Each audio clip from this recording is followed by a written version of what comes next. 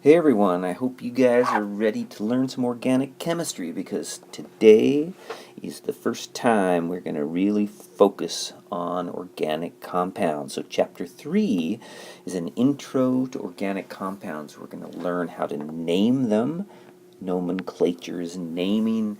We'll learn something about their physical properties, and we will talk more how to draw their structures. We've done some of that already. So we're going to start out by introducing some different organic compounds, some organic functional groups. All right, and I may have told you before, but a functional group is going to be some combination of atoms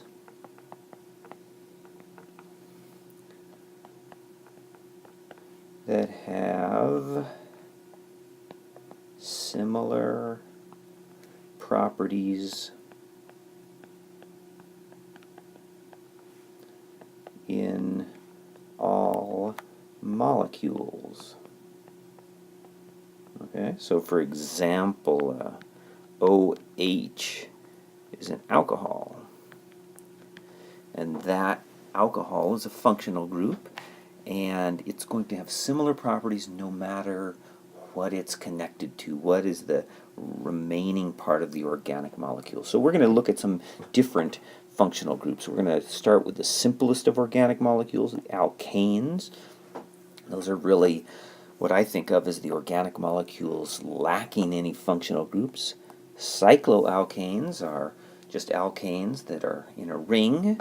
We're going to add halides. We're going to look at alcohols, ethers, and amines. So all of these are different functional groups. I'm going to present the material in this chapter in a slightly different order than the textbook does. We are going to focus first on the alkanes. We're going to learn how to name them, and then we're going to learn all about their dynamic physical properties, how the bonds can rotate, how they can move, and things like this. Then we're going to focus on the cycloalkanes. We're going to learn about their naming, and then we'll talk about their dynamic properties. Finally, we'll come back to this complete group of functional groups, and we'll talk about their naming, and then we'll look at trends of melting point, boiling point, solubility, things like that. All right, so we're going to start with a complete discussion of the alkanes up here first. All right, so let's first go through some of the different functional groups. All right, we're going to begin with the compounds that we call hydrocarbons.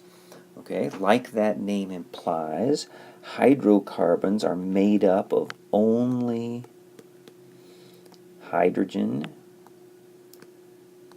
and carbon. All right, it's the hydrocarbons which predominantly make up all of the fuels that we use. Methane is natural gas, so we heat our homes, or you might have a gas stove. Those are heated and cooled by methane. Propane is in barbecues. Butane are in little canisters for camp stoves. And if we get up to larger hydrocarbons, we have gasoline, we have kerosene, we have oil, all of those kind of things. All right, so here's the group of hydrocarbons. The simplest are called the alkanes. All right, and so these have only hydrogen and carbon, but they also only have single bonds. Okay, or sigma bonds. All right, so an example of an alkane, the simplest example, like I said, is CH4. This is methane. But we could also have a longer chain, something like this. We have 5 carbons, and remember these skeletal structures. The ends of the lines and the junctions are carbons, and then we assume the presence of hydrogen to give each of those carbons 4 bonds. So if we have 5, this is called pentane. All right, we can have cycloalkanes. So if we take one of these rings, you'll learn later we actually have to take off 2 hydrogens to make the ring, but we could have a ring like this that has 6 carbons in it. This would be called cyclohexane.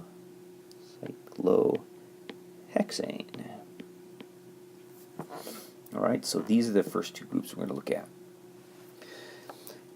Alkenes, notice the alk part, that's the same as the alk for alkanes, but this one has ene in the ending. That ene means that there is a carbon-carbon double bond. So ene means double bond. All right, so we could have a molecule like this. If we put a double bond in here, this is still pent. This pent is for 5 carbons. So this would be a pentene. All right, we'll learn the more detailed naming later. The next one, alk, again, it's carbon hydrogens, but ynes, Y-N-E, means that there's a carbon-carbon triple bond. So ane is single bonds, enes, double bonds, ynes, triple bonds. All right, so we could have a molecule like this, CH3, and a triple bond, another CH3. This would be called a butene. But means that there's 4, and yne means there's a triple bond. All right, the arenes are a big group of compounds that have this type of structure that are incorporated. So these have a 6-membered ring, but they have alternating double bonds. This structure, in fact, is kind of the prototype of the arenes. This one is called benzene. All right, so benzene can have different groups attached, or we can link together more than one benzene molecule together, like this. This one is called naphthalene. Naphthalene is what you find in mothballs, if you've ever smelled mothballs. All right, so these are all similar in that they only include hydrogen and carbon. All right, so here's some of the other functional groups, the haloalkanes. So these are alkanes that have a halogen attached. All right, so their general form will be something like this. We're going to use this R. So R just means organic or alkane. And X equals the halogen.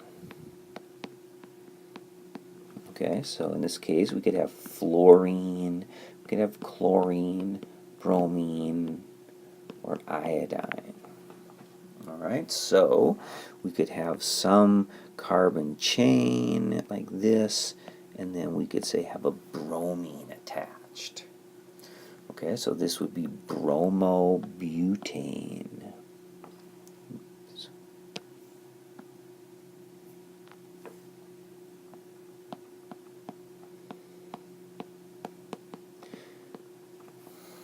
Okay, alcohols we already had talked about. ROH. Simple one is like this. We've drawn this before. This is ethanol. We could have an alcohol like this. Right? 3-carbon chain with an alcohol in the middle. This is isopropanol, okay, which is found in what's called a rubbing alcohol.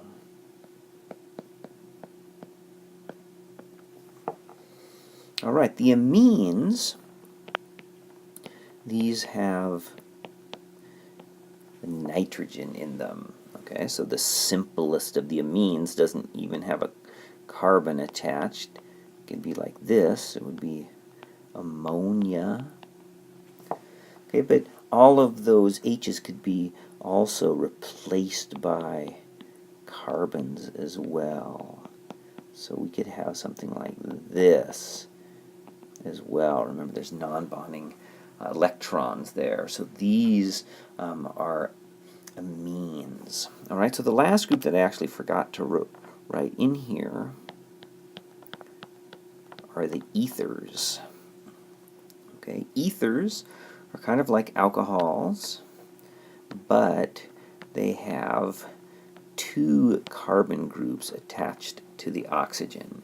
And this prime means that the R and this R prime could be different from one another. They could be the same or they could be different. Okay, so a common ether could be this one, CH2 and CH3. Sometimes this is just referred to as ether. Really, it's a diethyl ether. We'll talk about that in a second. But ether used to be used as an inhalant anesthetic. So if you've ever watched those old MASH episodes where they're in the operating room and during the Korean War, every once in a while, if all the power goes out and they have to use lanterns to light things, they were using ether as the anesthetic, and it's a big deal because ether is very flammable. All right, so these are the different functional groups that we're going to talk about, but we're going to talk specifically first about the alkanes. All right, so before we get into naming alkanes, we just want to have a little bit of intro to naming in general. There's two types of names that you can often see. One is called the common name, and oftentimes this common name, maybe it was even made up before the chemical was even known, the structure was even known. But so this might be a name that people use, or you might even see it on a label on a food packaging or something like that. But that's opposed to a systematic naming system that we'll learn. Okay, so for an example of a common name, okay, we've looked at this one before, right? So this is commonly called acetic acid, all right? But it also has what's called a systematic name, and that systematic name would be ethanoic acid. All right, likewise, if we could have CHCl3, this is sometimes called chloroform. All right, it was likewise used as an inhalant anesthetic before it was discovered that it was carcinogenic. And so we could also call this trichloromethane.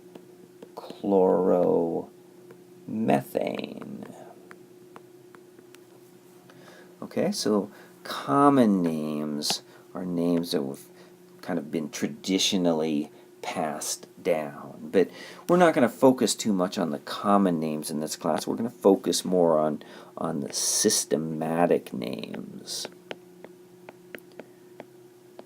So this is a system of naming, and so once you learn the system and the rules, you can name all kinds of different molecules. You don't have to memorize a different name for each one. You can just figure it out. So this IUPAC thing here stands for the International Union of Pure and Applied Chemistry. Okay, so these are the people that make up all the rules. All right. So as we go through, we're going to be following some rules, and you might ask yourself, you're like, why didn't we do it this other way?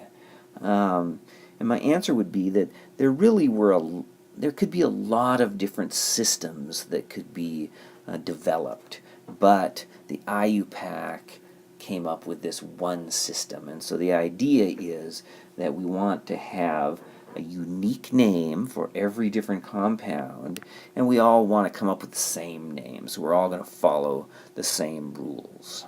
All right? So,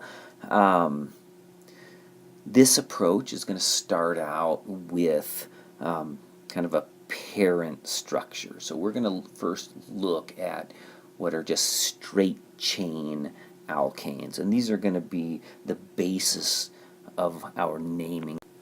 Alright, so we're just going to make up a little table here. We're going to start over here with the number of carbons, and then we're going to draw out the structure, and then we're going to give a name over here. Okay, so if we start out with 1, we're going to go all the way down to 10. So with 1 carbon, these are alkanes, all single bonds, so we have to have the maximum number of hydrogens. Okay, so this is the simplest one. This is methane, which is also natural gas. If we have 2 carbons, then we have CH3 and then CH3. Each of the carbons have only 3 hydrogens now because they have to make that carbon-carbon bond as well. This is ethane. If we have 3, I'm going to go to skeletal structures now. This is propane. Notice that each one of these names ends in ane, so that means they're an alkane. And the meth, the eth, the prop, that tells us how many carbons there are. So 4 is butane. 5, pentane. Some of these prefixes you've probably heard of before. 6, what's a 6? 6 is hex. Hexane, like a hex tool. 7, heptane. 8, what do you think 8 is? Is octane. 9, nonane. And 10, what do you think 10 is? 10 is decane, like a decade. Alright, so these are going to form what we could refer to as the parent name in our structures. Okay, so we want to know all of these. We can't do any naming if we don't know the starting point. So we have to know these. Alright, this is one of the points where memorizing is the only real way to go. Alright? So here's a table of these different compounds. So we notice as we go down, we're increasing in number of compounds. Here's the names. Here's what the condensed structures, right? Notice that they're just grouping these CH2 groups together. We'll talk some about the trends of physical properties later, but we might notice as we go from small to big, the boiling points go up, the melting points go up, and the density increases, right? I wonder why the density only starts at this point right here. Well, if we look at the boiling points, starting at this point, from butane on up, look at how low those boiling points are. So these are typically gases at room temperature, and these are liquids down here. All right, so if we look at these formulas, can we come up with kind of a generic formula for the for alkanes? So we're going to have something like this: CN. So N could be 1, could be 5, could be 6, and then for H's we need to have a formula for how many H's there are for every carbon. All right. So notice that in any of these structures that I was drawing out before, they're all chains, and so they have CH2, CH2, CH2, CH2 in the middle, right? So that would be 2N, but they also, on the ends, they have to have CH3, so we have to add 1 hydrogen to each end. So this is going to be CNH2N plus 2. Okay, so this is the generic formula. All right, so if we just pick one, let's do heptane. C7, H, 2 times 7 is 14, plus 2 is 16. So this should be heptane. Let's check our table. Here's heptane, C7, H16. All right? So when we build up our alkanes, so some of them are straight chain like we've seen so far, but we can also have branched chain alkanes. And so before we name them, we're going to go through a system of classifying different positions. All right, so we're going to have a classification that we use something like this, where we go 1, 0 is called primary.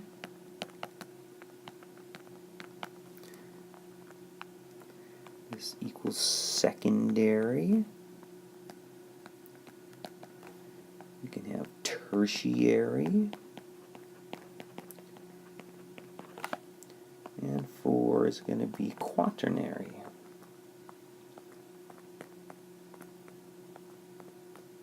Okay, now the classification depends upon how many carbons that carbon is attached to. All right, so a primary carbon will be attached to 1 carbon. Secondary, attached to 2 carbons, 3 carbons, 4 carbons. All right, so let's look at some positions on these structures up here. Okay, so what about this carbon right here? All right, that has 3 H's on it, and it's attached to 1 carbon, so this would be primary. Right? This position here has 2 H's, but it's attached to 2 carbons, 1 on each side, so this is secondary, right? This one would be secondary, this one would be primary. All right, so what about this one? Okay, this is primary. What about this one here? All right, so remember, this one is attached to a carbon. Remember, these H's are attached to that carbon too. So 1 carbon, 1 carbon, 1 carbon. There's 3 carbons. This is a tertiary position. All right, this one, secondary. This one also is secondary. What about this one here? It has 4 carbons around it. This is a quaternary. All right, so let's look at one of our skeletal structures and see if we can figure it out. Okay, what about this one? All right, that's got a carbon on each side, right? It has a carbon here and a carbon here. All right, so this is going to be secondary. How many hydrogens does that have? Right, that would have 2 hydrogens on it because it has 2 carbons. Okay, this one here is quaternary. This one, tertiary. And this one, primary, as well as these over here. All right, so in this way we can just kind of classify these positions. It's sometimes used just if you want to say, oh, at the tertiary position or the secondary position, and we'll all know what we're talking about. All right, so let's look at how to name branched chain alkanes. All right, so here's one example. So this is going to have several steps, and these are the first steps right here. So the very first step is that we are going to find the longest chain of carbons. All right, and this is going to give us our parent name. When we do this, we want to ignore any bends in the structures. So it doesn't care if the bond goes up or down, or what direction. All it matters is that we find the longest chain. All right. So how many carbons is the longest chain in this molecule? All right. So the longest chain is going to go down. Is going to include this one right here. All right. So we just number these. We have 1, we have 2, 3, 4, 5, 6. All right, so we have 6 carbons. What's a 6-carbon alkane? This would be a hexane. All right, so after we name the parent, then we need to name these groups that are attached to the parent. And these groups we call substituents. All right, so they're different groups that are attached to the parent alkane. All right, so before we can go further, we have to learn how to name substituents. All right. If the substituent comes from an alkane, we have to, then they're called alkyl groups. All right. And for an alkane, or these namings, if we have an alkane like CH4, we have to remove one hydrogen in order to attach it to something, right? So our alkane is, we're going to remove a hydrogen, and then we're going to call it an alkyl group. All right? So this is lost one hydrogen. Okay? So if we start with 1 carbon, so remember that 1 carbon is called methane. All right? If we remove a hydrogen, then we're going to link it to something. This is just going to be the empty bond going to somewhere, to something else. And then this would be called methyl, right? So we change the A and E to a YL. If we have ethane, and we remove a hydrogen, then let's do it like this.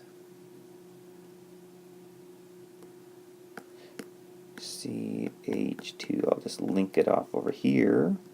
So that's attached to the carbon, CH2, CH3. This is called ethyl.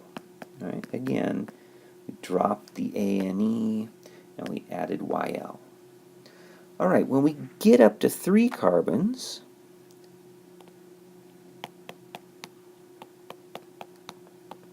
remember what this one is named? Use it for our barbecue. It's called propane. Okay. Now there's 2 different types of hydrogens that we can remove. All right. So we can remove one of them on the end. Right. And if we do that, let's say we minus this H, the one that's in green, and so we can make a bond to that position, CH2, CH2, CH3. This is just called propyl. Right? Sometimes you might see it called N-propyl. N means normal, means it's just a straight chain. However, we have another hydrogen here, so that was a primary hydrogen. This one's primary. We could also remove the center hydrogen. What kind of hydrogen is that? Remove a secondary hydrogen. All right, and if we do that, we have only CH left in the middle, and our attachment point goes to right here. All right, so this is called isopropyl. Remember, if we have an OH attached there, it's isopropanol, isopropyl alcohol. All right, so iso groups have these two CH3 groups on an end carbon, 2 times CH3. That means iso. Okay, so let's keep going bigger. We're going to go up to beyond that. We're going to use a systematic naming, different systematic naming. All right. So let's start with what's 4 carbons. 4 carbons is butane. Right, so from butane, we could remove a primary hydrogen, so one of the ones on the ends, right? And if we do that, we'll be forming this bond then, and this is just called butyl. All right, we could also remove one of those middle carbons, or one of the secondary hydrogens. And if we do that, we could attach one here, right? We could also attach it at this position, but it will see that that would give us the same thing. And remember, this bond with my squiggly line just means it's attached to something else. It might be attached to the parent. All right, this one, because we removed a secondary hydrogen, this is called sec-butyl. All right, this part is usually in italics. Right, and the sec is separated from the butyl by that hyphen. All right, so are we done for butane? Well, not yet. All right, so there's another way to combine the atoms for butane. We can combine them like this, right? There's still 4 carbons. There's still 10 hydrogens, right? So what's the relationship between these two? Butane, and this is commonly called isobutane. Iso, because it has 2 methyl groups. Well, it has 3, but it has 2 on one end. All right, these are constitutional isomers. Right? We talked about those before. Remember that constitutional isomers, they have the same molecular formula, but the atoms are connected in a different order. All right, so for isobutane, we could remove one of the primary hydrogens. There's those 3 methyl groups around the outside. So if we did that, let's say we'll move it from this position over here. We get this group, and this is called isobutyl. Okay, so just like before with isopropyl, we have these 2 CH3s attached to the end. All right, now we have one more possibility. There's a H here in the middle, right? So that's a tertiary position, so we could remove our tertiary hydrogen. That way we would have these 3, and we're going to attach something right to that middle position. That's the tertiary position, so we call this tert butyl. right? Italics. So notice there's some kind of weird differences here, and I don't know how these came about, but when we have sec butyl and tert butyl, the sec and the tert are italicized and separated by butyl with a hyphen, but when we have isobutyl, it's just all one word. Okay? Kind of weird, huh? It's not my fault. All right, if we have more than 4, we're going to learn a systematic way, and not just memorize these alkyl group names. All right, so let's take this. So let's go back to where we were before. All right, so this was the molecule we looked at before, and we decided that this part is the parent, right, which was a hexane. All right, so the way we're going to continue this is we're going to look at the substituents attached to it. So we have a substituent there. So what is that? So it's a carbon. How many hydrogens does it have? It has 3 hydrogens. So this is CH3. What's that called? It's an alkyl group, right? It's methyl. All right? Same here, same here. So we have 3 methyl groups. All right? So on the next slide, there's going to be a big list of rules. But let me give you a little peek at this. All right? So we have to decide which end of this hexane we're going to number it from, because we're going to give each of these substituents a number so we know what position they're attached to. Right? So we have 2 possibilities.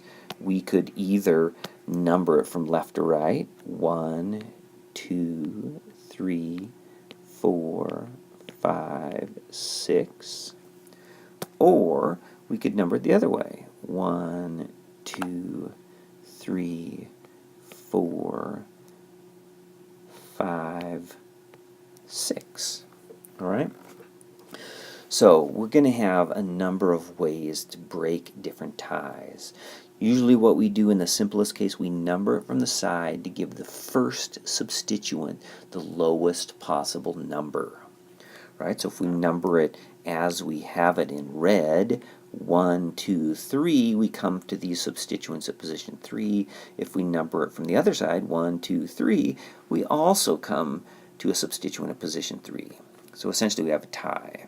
So then what we do is we go to the next substituent. So if we number it in blue, 1, 2, 3, there's a 1 at 3, we got to go to 4 for the next one. If we go this way, 1, 2, 3, we have our 1 at 3, but we have the second one already at 3. So we would follow this numbering that's in red. And so we have methyl groups at position 3. So we have a 3-methyl. We have another 3-methyl. And we have a 4-methyl. Okay? So we can combine all 3 of these together, and we can say trimethyl. Okay, 3 methyls. Each one has a position, though, so we'd have to say 3, 3, 4 trimethyl. So that tells us where all 3 of those groups are. So this portion of it, we just attach to the parent hexane. So the name of this molecule would be 3,3,4 trimethyl hexane. Okay, things to notice. So we always have a hyphen between numbers and words, and we always have a comma between numbers. and the last substituent runs right into the parent. All one word. All right? So let's look at we were. I'm not going to go through every one of these. We're going to work through some examples that use these rules, though. So basically, we start up here. This is what we've already done. We name the longest chain. Okay, we name the substituents, the alkyl groups, and then we're going to number the parent chain according to these various scenarios. Okay, the simplest one is that we just number it to give that substituent, a single substituent, the lowest number. All right. So once we've numbered that, we write the name in alphabetical. We write the name and we list the substituent names out in front in alphabetical order, okay, with their associated place numbers. If there's more than one of the same group, we can use this di, tri, tetra like we did before. When we alphabetize, we ignore this di or tri and sec and tert, but we do alphabetize on iso because that's not separated. That's not italicized like second tert.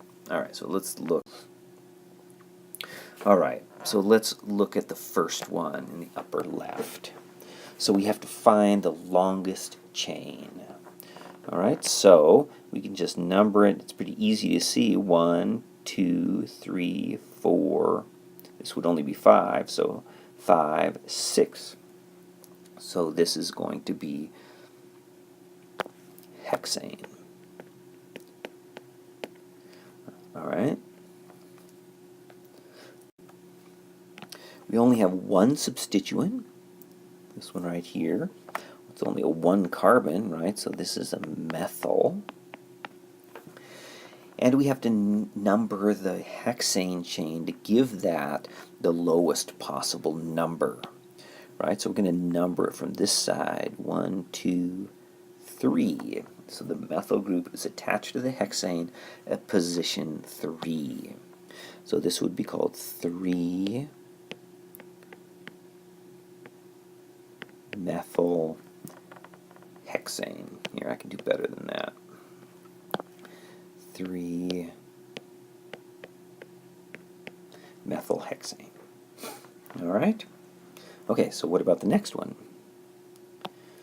All right, so if we count the longest chain, 1, 2, 3, 4, 5, 6, there's also a hexane. Okay, would we number this one from left to right or right to left? Well, this time we would number over from this side, right? 1, 2, 3. So look at that.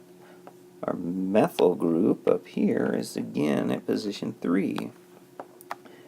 3 methyl hexane. Oh, look, those two have the same name. What does that mean? It means those two structures are identical to one another. All right? So even though this bond right here we rotated these groups around, we kind of moved this group up there and this ethyl down there, these are still both the same because we come up with the same name. All right, what about the next one? Look at this. 1, 2, 3, 4, 5, 6. This methyl group's at 3, so this is also the same. Okay, so those are just 3 different drawings of the same molecule. All right, let's go down to the bottom left one. Okay, so this one is kind of symmetrical, right? We could start let's start down here. 1, 2, 3, 4, 5. Okay, so this one is what's 5? This one is a pentane.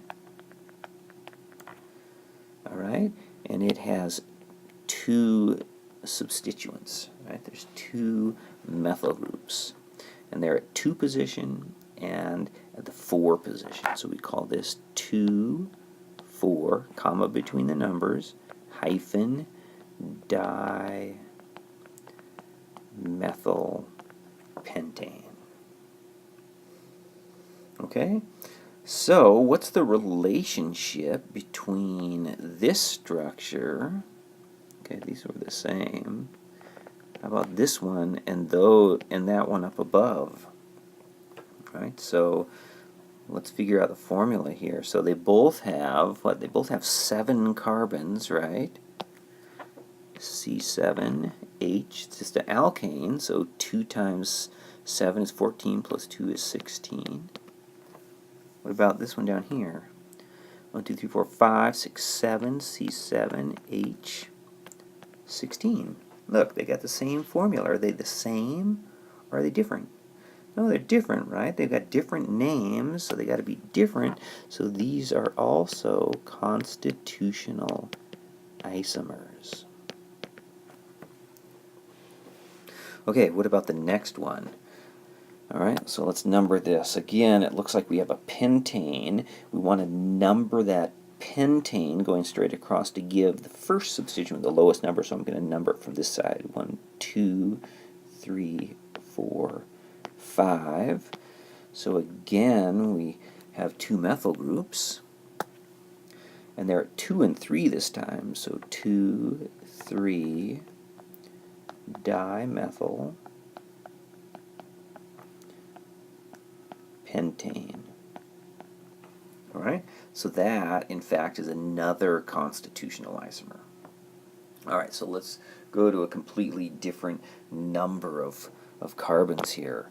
Let's look at the next one. What's the longest chain in this one? Okay, so it looks like we could just go straight across here. Right, so how many do we have? We have 1, 2, 3, 4, 5, 6, 7. Right, so this is going to be a heptane. Alright, so do we number this from the left or right? Okay, so let's number it first from left to right. 1, 2, 3. So the first group comes at 3, 4, 5, and then 6 and 7. Let's try numbering it from the other side. 1, 2, 3. It has a first group at the same number. 4, 5. It has a second group at the same number as well. Dang, we still have a tie. So what are these groups? Right, this is 1 carbon. This is a methyl. 2 carbons. Ethane, ethyl. Alright, so if we have a tie on the first number and a tie on the second number, then what we do is we go to the alphabet, right? And we list the group first. Well, we number it in the order that gives the group that comes first in the alphabet the lower number. Alright, so I'm going to number this as in blue. Right, so this one would be 3 ethyl.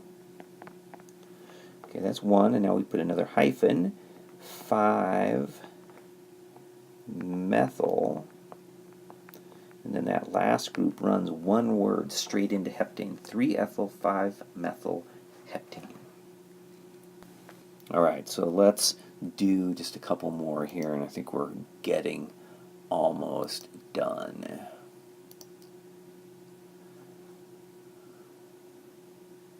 Alright, let's see, which one should we do here? I guess we'll do these top 2. Bottom one, don't freak out, we're not going to do that whole thing.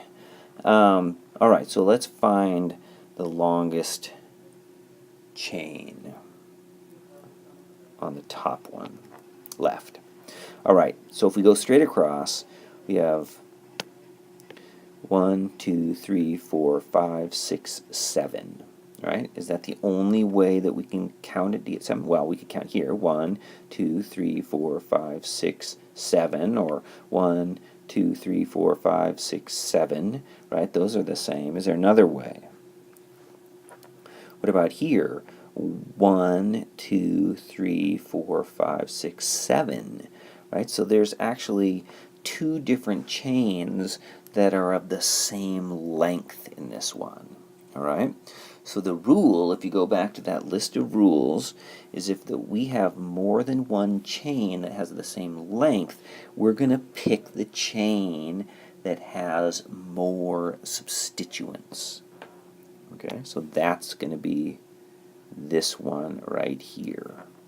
Okay, not the one that goes up this way, right? Because this one going this way would have just 1, 2 substituents, and this one has 1, 2, 3.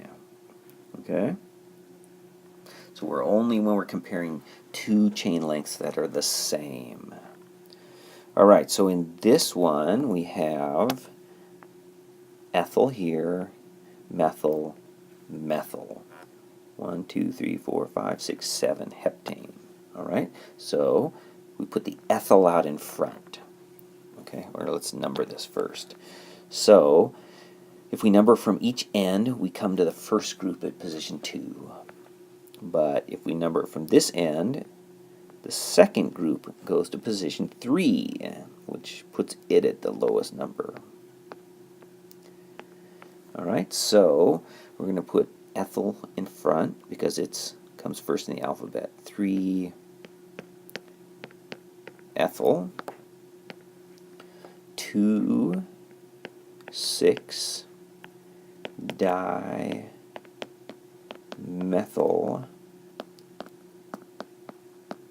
heptane. Oh, it's getting longer. Alright, let's see about the next one. Alright, if we count it straight across, 1, 2, 3, 4, 5, 6, 7, 8, 9, right? It would be 9 if we went down this way. Any other way? What if we count from here? 1, 2, 3, 4, 5, 6, 7, 8, 9. So this one is kind of like the last one that we saw. We're going to pick the 9-carbon chain that has the most substituents. So we're going to pick this one right here.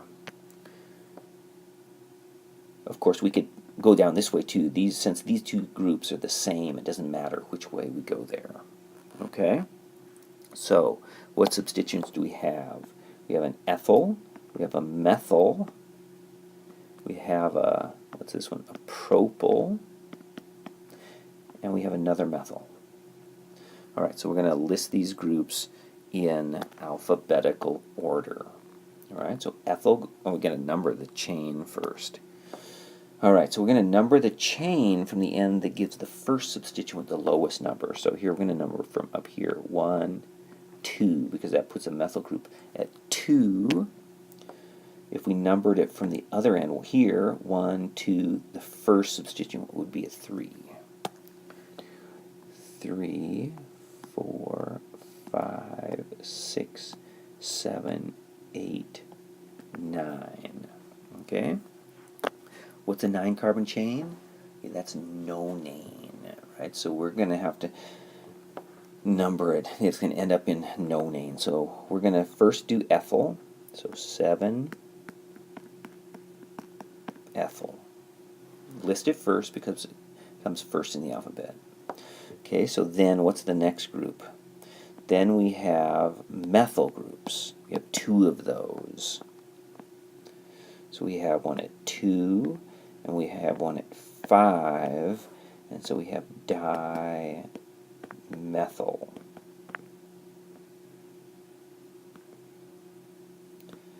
And then we have a propyl, and that runs straight into the parent, nonane. Okay? So notice here that when we're alphabetizing, when we put this di in front, we don't alphabetize the D, we're alphabetizing the M. Alright, so this is what we're alphabetizing, M, E, and P. Alright, so for this bottom one, all I want to do is just look at one of these kind of complicated substituents. So it's a substituent that has greater than 4 carbons in it. All right? And so the way we're going to name these is we're going to always start numbering from the point of attachment, where it attaches to the parent. So that gets the number 1. And then we're going to just number away from that position. 3, 4. All right? So then we can have substituents attached to that parent. Okay? So this is going to be a 4-carbon group, so it has a butyl, all right, and attached to that butyl, because the whole thing is an alkyl group. We have a methyl at 1 and a methyl at 2, so we would have 1,2-dimethyl butyl. And usually what we do is this whole thing goes into parentheses. Okay, so for example, if we were, let's just forget about all this stuff, but if we were numbering this parent this way, then this would be 7,1,2-dimethyl-butyl, and then the rest of the name, and then maybe the parent name. Okay, so this is how we name this complex alkyl group. Okay, so we have a few that we should do in the opposite direction. All right, so when we do these, what we're going to typically do, well, I think what we should always do is look at the parent first. Okay, so octane. So let's just draw out an 8-carbon alkane. All right, and then we're going to attach the groups to this octane. All right, so it says we have 2,4-dimethyl. So we can just count this from left to right. So this would be 2. We have a methyl. 1, 2, 3, 4. We have another methyl there. And 5 propyl. So the next position we have 1, 2, 3. 5 propyl. Right, so this is numbered 1, 2, 3, 4, 5. Okay? All right, the next one, we have a heptane. So let's start with heptane. 2, 3, 4, 5, 6, 7. And at the 3 position, we're going to have 2 ethyl groups. So we have an ethyl group here, another ethyl group here. All right, so notice one thing when I draw these, when I add the substituent, if the parent bonds are pointing up, then I draw the substituent going up. Or if the parent chain is zigzagging down, I point that substituent down.